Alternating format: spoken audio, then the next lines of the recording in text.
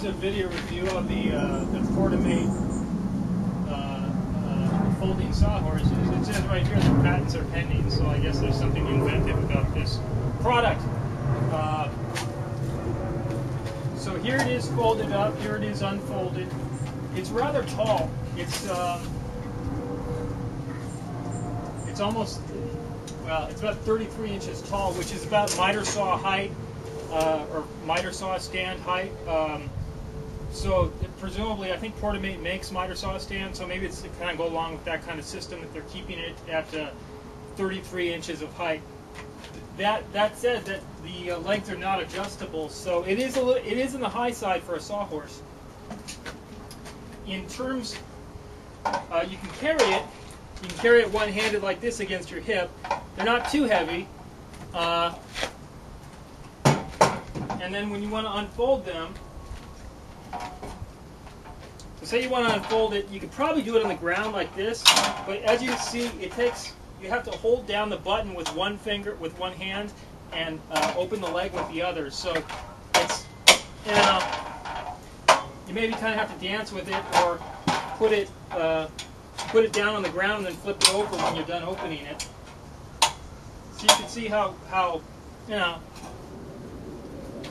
much time it takes to open. And you can see how high it is. If I hop up on it, my legs hang down.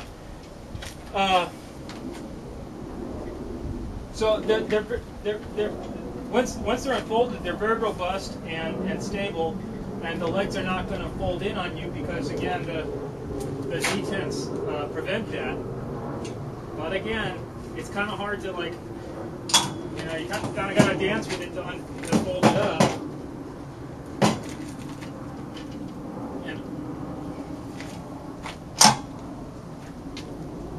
I'm not really it looks to me like it doesn't matter which legs you fold in first, so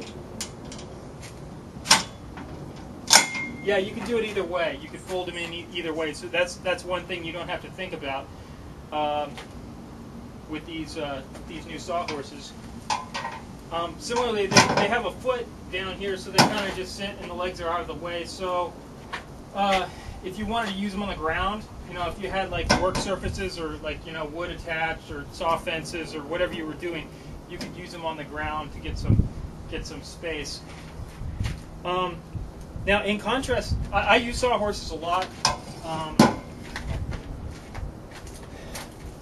Here's another style of folding steel sawhorse that I've used over the years, and these have legs that in theory fold up into them, but as you can see, the legs don't really, after you get it from the store and take the thing off and unfold it once, the legs stick out like that. Now, these ones, you go like this, and the legs don't close easily, and the legs are adjustable height in theory, but in practice it takes several minutes to adjust them because you have to take the screws out and do all this kind of stuff. One thing I do like about these is they have a handle on the side, but considering you can get your fingers under the edge of the Portamate and carry it against the hip, I think that's a pretty acceptable way to carry them too. Now, as you can see, this one's at its lowest setting, which is 25 inches, which is a low sawhorse setting that I would use for, say, breaking up a sheet of ply with a track saw or a circular saw. So at this setting, I would lay a couple of 2x4s across, and then lay my full sheet on there, so I'm not cutting into the metal and ruining my saw blade. So that's an example that, at 33 inches tall, you add another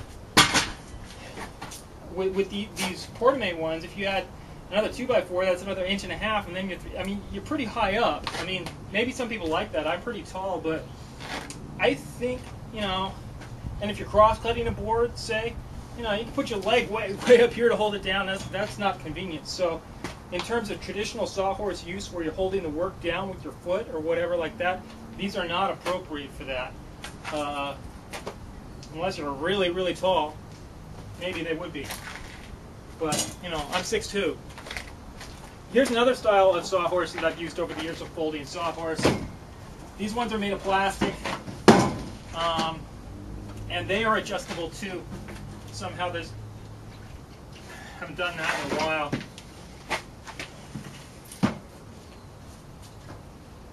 So these are adjustable from, it looks like their low height is 30 inches, and they go up somewhat higher, so that's an interesting thing. And also they do that so it supports longer things. I'm not suggesting these as an alternative to the Portamate. The Portamate are, you know, a different style of tool, but just as an example of other styles of folding sawhorses you might want to look into for different applications. There you go. You see how high that goes, and so that one goes up to almost 40 inches. It goes up to 39 inches. So its range is from 30 to 39 or something like that. Whereas the Portamate is stuck is fixed at 33 inches. Again, like I said, miter saw height. I'm going to find these useful probably for job site support tables for the sorts of job site saws I use, you know, miter saws and things like that, for when I'm doing carpentry and, you know, hang crown molding and stuff like that. So I think these will be a very useful tool, and they fold up nicely, you know, well made. Just give you another view of fold them down. So, you know, in closing, I think these are really worth considering. They have nice rubber feet that are at like a compound angle, so they rest evenly on the ground. I mean, assuming your ground's level. But if it's not, you can just stick a shim under there, and you shouldn't have any rocking at all. And there's a certain amount of flexibility in the upper part, which allows the sawhorse actually to distort a little bit with weight put on it, so the feet all hit the ground squarely. So that's probably an advantage, though. You know, really, you just wonder if they're doing it to keep the weight down. But that's kind of like this kind of ability to twist. It could be beneficial in some applications on an uneven ground. So I give that a thumbs up. And as I said, the weight really isn't too bad. I don't know. 12 pounds or something. Anyway, good product.